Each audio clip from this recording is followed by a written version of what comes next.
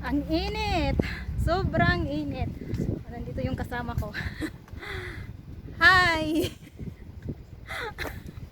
Oh, tara na. May CCTV pala guys. May malaking CCTV dito. Ayan. Ayan siya guys. May malaking CCTV pala dito. Nandito kami ngayon sa Jurong Lakeside. Ayan. Diba sobrang ganda niya guys.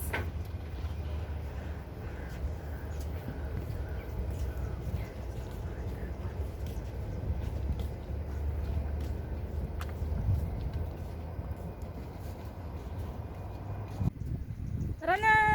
Let's go! Ang init! Ito yung tinatawag na floating island. Floating island. Tapos may nakalagay pa dito na no fishing. Pag mag-fishing ka daw, may fine na up to $3,000. Ayan guys. So no fishing po dito.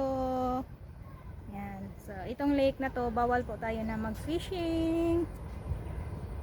Ayan guys. So grabe ang init. Pero nang dahil sa ayan. So may dustbin din sila dito guys. So ayan. Kung sa atin pa yung dustbin na yan, syempre nawala na yan. Baka matagal nang wala yan dyan sa kinatatayuan niya.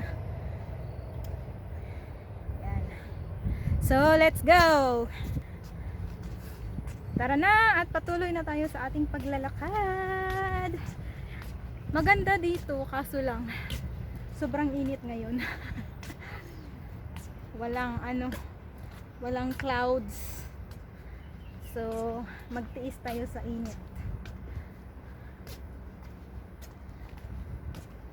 Magtitiis muna tayo sa init. So, ayan, may isa pang dustbin dito actually.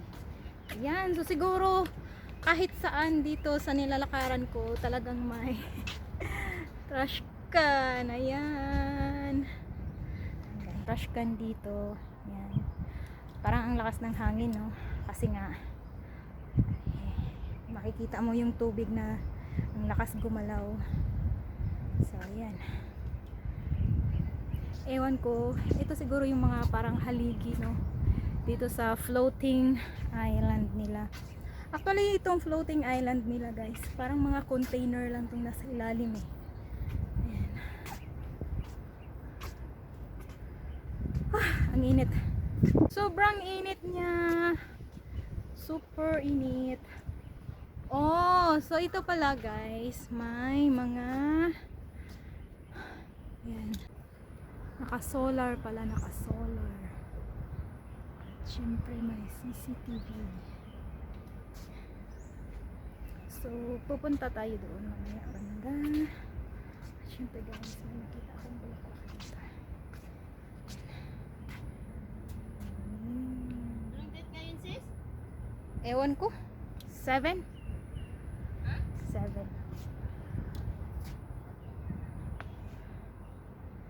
Parang ito yung ano, first runner up, second runner up, third runner up.